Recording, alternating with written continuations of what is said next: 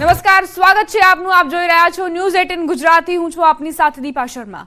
બુલેટિનની શરૂઆત કરીએ. અમદાવાદમાં આવકવેરા વિભાગનું સર્ચ ઓપરેશન. ડેરી હોટેલ વ્યવસાય સાથે સંકળાયેલા ગ્રુપ પર તપાસ ચાલી રહી છે. આશ્રમ રોડ સહિતના વિસ્તારોમાં એકમો પર તપાસ કરવામાં આવી રહી છે. અમદાવાદમાં 13 સ્થળોએ દરોડા પાડવામાં આવ્યા છે. તપાસની કામગીરી અહીં આરંભાઈ છે. આઈટીના 75 થી વધુ અધિકારીઓ તપાસમાં જોડાયા છે. 13 સ્થળોએ આ સર્ચ ચાલી રહ્યું છે. દરોડા પાડવામાં આવ્યા છે. આઈટીના 75 થી વધુ અધિકારીઓ આ દરોડામાં સામેલ છે. આવકવેરા વિભાગે અમદાવાદમાં સપાટો બોલાવ્યો છે. હોટેલ સાથે સંકળાયેલા જે વ્યવસાય છે તેમને પણ આઈટીની રેડનો સામનો કરવો પડી રહ્યો છે. ડેરી અને હોટેલ વ્યવસાય સાથે સંકળાયેલા ગ્રુપ પર તપાસ કરવામાં આવી રહી છે. આશ્રમ રોડ સહિતના વિસ્તારોમાં અલગ અલગ જે એકમો છે તેની ઉપર આઈટીની ટીમ ત્રાટકી છે. 13 સ્થળોએ આ દરોડા અને તપાસની કામગીરી હાથ ધરાઈ છે અને સંભવતઃ બિનહિસાબી રોકડ જે છે તે પણ ઝડપાઈ શકે છે.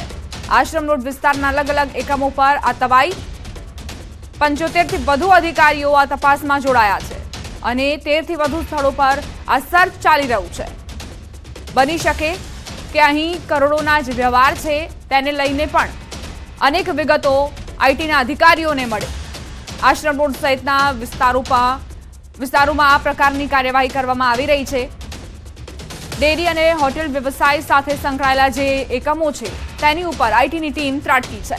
સર્ચ ઓપરેશન ચલાવવામાં આવી રહ્યું છે. બિનહિસાબી રોકડ ઝડપાઈ શકે છે અને સાથે જ હવે બેંક ડિટેલ્સ અને તમામ ડિટેલ્સ પણ તપાસવામાં આવી રહી છે.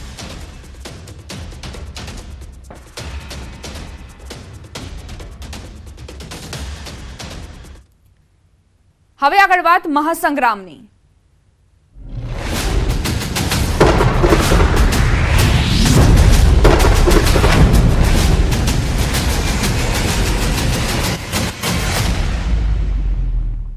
મહત્વપૂર્ણ સમાચાર. મહેસાણાના વિજાપુર ભાજપમાં ભડકો. કોંગ્રેસમાંથી ભાજપમાં આવેલા સીજે ચાવડાને વિજાપુરમાં ટિકિટ મળી. પેટા ચૂંટણી માટે ટિકિટ અપાતા ભાજપમાં ભડકો થયો. તાલુકા પંચાયતના પૂર્વ પ્રમુખ અને કુકરવાડા જિલ્લા પંચાયતના પૂર્વ સભ્ય અને આરોગ્ય સમિતિના પૂર્વ ચેરમેન રહેલા ગોવિંદભાઈ પટેલનું રાજીનામું. ગોવિંદ પટેલે તાલુકા ભાજપ પ્રમુખને રાજીનામું આપ્યું. ભાજપ કાર્યકરને ટિકિટ ન આપતા નારાજગી જોવા મળી રહી છે. કોંગ્રેસથી આવેલાને ટિકિટ આપતા રોષ દર્શાવવામાં આવ્યો છે.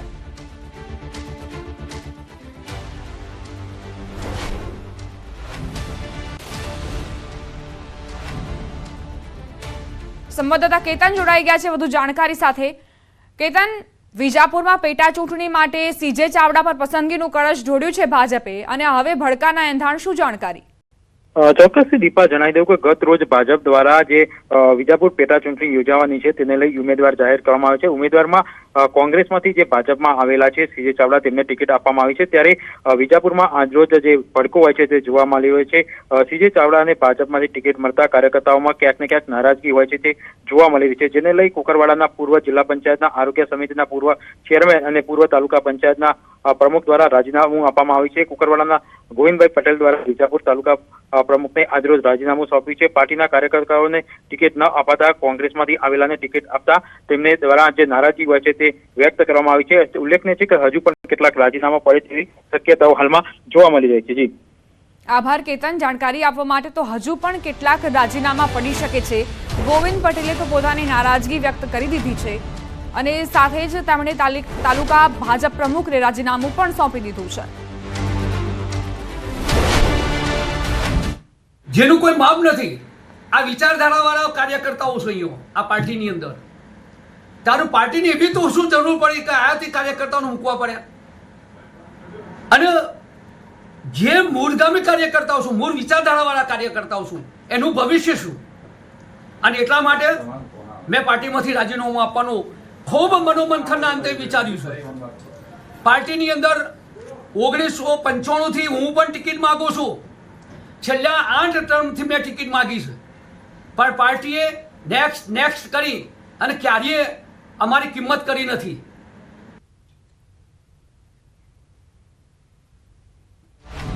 ગોવિંદભાઈએ કહ્યું, હું કેસરિયા રંગે જ રંગાયેલો છું. ભાજપ અને પીએમને હાનિ થાય તેવું નહીં કહું. આમ કહીને તેમણે અન્ય પક્ષમાં જોડાવવાની વાતનો છેદ પણ ઉડાડી દીધો. અને પરિશ્રમના અંતે પણ જો પાર્ટી આયાતી લોકોને જ આપવાની હોય તો અમારી પાર્ટીમાં રહીને કરવું છે શું? હા, જન્મથી 1966થી જનસંઘ જ્યારે RSS જ્યારે જોઈન કર્યું ત્યારથી હું આજ સુધી કેસરિયા રંગે જ રંગાયેલો છું. ભવિષ્યની અંદર પણ હું કેસરીયો જ રહીશ. હું નરેન્દ્રભાઈને ક્યારેય પણ હાનિ થાય એવો કોઈ પણ પ્રયત્ન નહીં કરું. પણ બહુ થઈ ગયું, હવે હું સક્રિય રહી શકું એમ નથી અને એટલા માટે પાર્ટીમાંથી રાજીનામું આપું છું. કોંગ્રેસનો હાથ છોડનારા પર ધાનાણી ખૂબ વરસ્યા. પરેશ ધાનાણીના પક્ષ પલટુઓ પર શાબ્દિક પ્રહાર. પક્ષે નક્કી કર્યું છે હવે સહન કરવાનું નથી. પક્ષ છોડનારાને હવે કોઈ પાછા નથી લેવાના. ઘર સુધારી લઈએ, આખું જગત સારું થઈ જશે.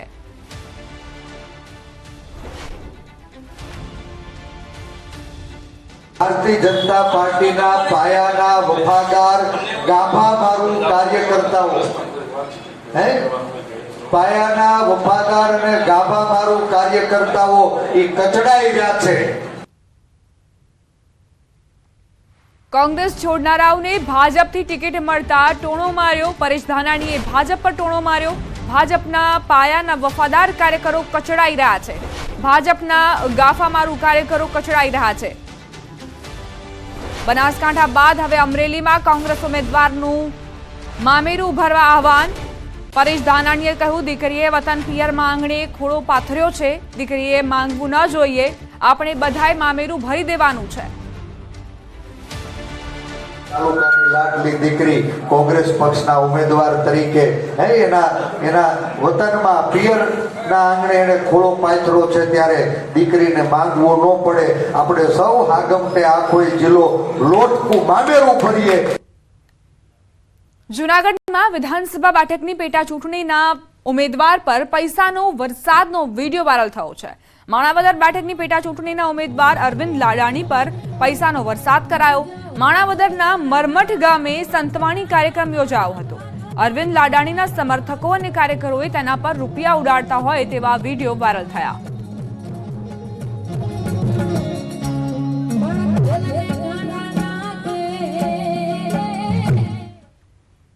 બોટાદ ટ્રાફિક પોલીસનો નવતર અભિગમ. મતદાન જાગૃતિ માટે શરૂ કર્યું અભિયાન. જ્યોતિર્ગામ સર્કલ પર પસાર થતા વાહનો પર અલગ અલગ સૂત્રોવાળા સ્ટીકર અને બેનરો લગાવવામાં આવ્યા. લોકો નિર્ભયતાથી પોતાના મતાધિકારનો ઉપયોગ કરી વધુમાં વધુ મતદાન કરે તે માટે જાગૃતિ અભિયાન શરૂ કરાયું.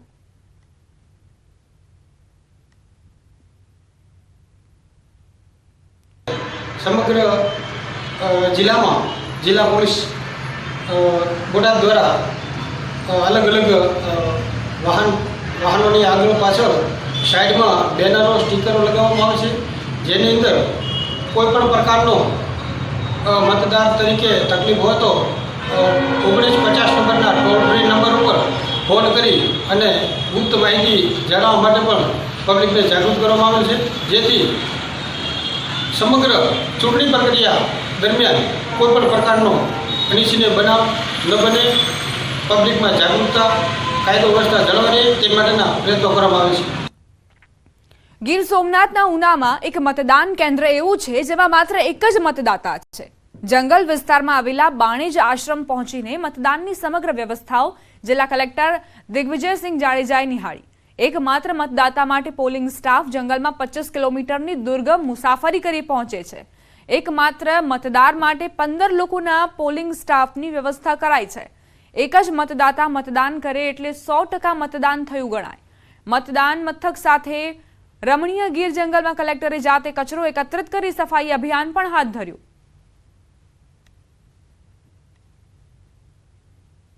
एक मत के लिए यहाँ सब व्यवस्था करते हैं आयोग विभाग और कलेक्टर साहब यहाँ सब व्यवस्था करते हैं.